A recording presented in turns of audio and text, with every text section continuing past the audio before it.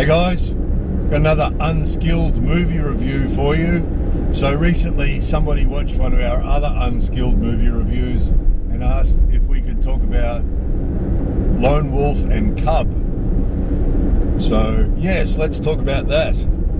So Lone Wolf and Cub was from a manga series, maybe early 70s, and then it was made into a mini TV series, and there was some movies, different movies made.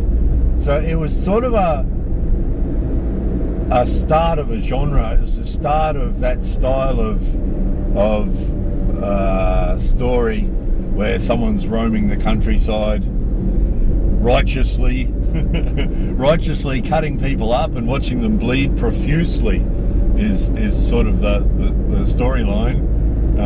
And this was one of the first, so it's sort of considered to be like a classic in Japanese literature and Japanese manga and Japanese cinema. So the story of this one is that the dude is an executioner that works for the shogun, and he travels the countryside killing people that the shogun wants killed, apparently, and other sundry random people too, it seems.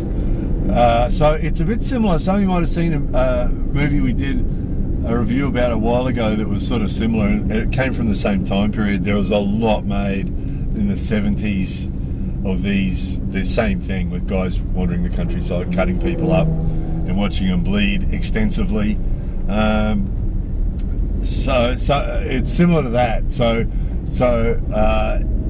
he travels the countryside killing people that the shogun wants killed and other random people, and for some unexplained reason, it may have been explained in an episode, I never saw it or read it. We've sort of seen them over the years sort of fairly randomly. We'll sort of stumble across one. So the TV series ones we've sort of stumbled on over the years sort of randomly, so not in any order, and the same with the movies. So I don't quite know why he's traveling with a kid. I think it's supposed to be his kid, and it's sort of, that's that aspect too you guys recognize from other movies around the world, where the man is protecting the child from the bad people. So it has that constant undertone as well. He's traveling around looking after this little kid, and now and again they get attacked by a group of people, and he defends himself and the kid from the bad people, and cuts them up.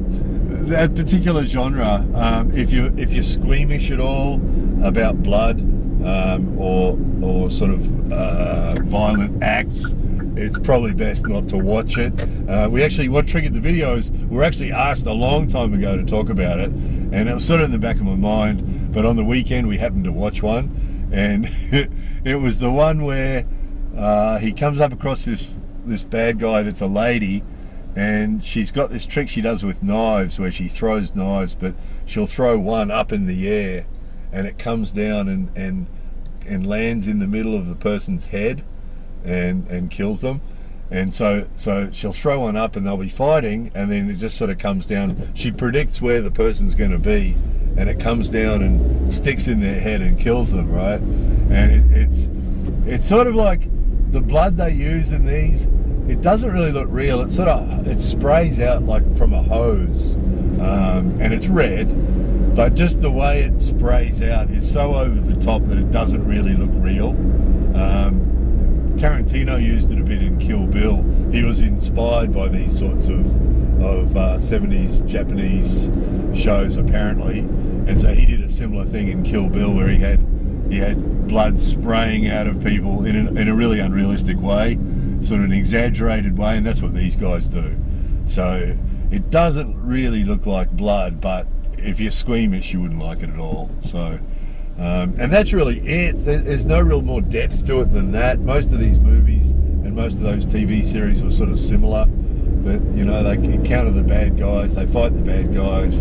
For a period of time it looks like the bad guy might win, then the good guy wins, and the bad guys lie around bleeding, spurting blood all over the place and die a gory death. That's it, the end. So it's worth checking out. They're always an interesting little insight into Japanese culture and Japanese thinking. You know, there's all sorts of things you can appreciate in these. You might appreciate these things. For example, that, you know, they walk through a little village, and it's just beautiful. You know, just amazing, these little villages that they set these things in with beautiful old buildings, and you know. So if you're into Japanese scenery, those sort of movies can be interesting because the scenery in them can be quite amazing, you know. Yeah, if you're squeamish, don't bother. So I'll put a link I found on Amazon. The books are on there. The movies are on there on Blu-ray. There's actually one you can get Amazon Prime. You can watch an episode. I think it's 99 cents to watch an episode on Amazon Prime. So if you're sort of curious, you want to check it out, I'll see if I can remember to put a few links underneath. I don't know if anyone reads books anymore. Any of you guys read manga? If you do, let me know, and then from now on I'll make sure that I'll include links to manga as well. So anyway, if you're interested, check it out, see what you think. Interested in your feedback. So that was another Unskilled movie review. Short and sweet. Hey, there's this good guy and he kills the bad guys and they bleed a lot. That's basically the story. That's the review. That's the condensed version. More videos coming soon.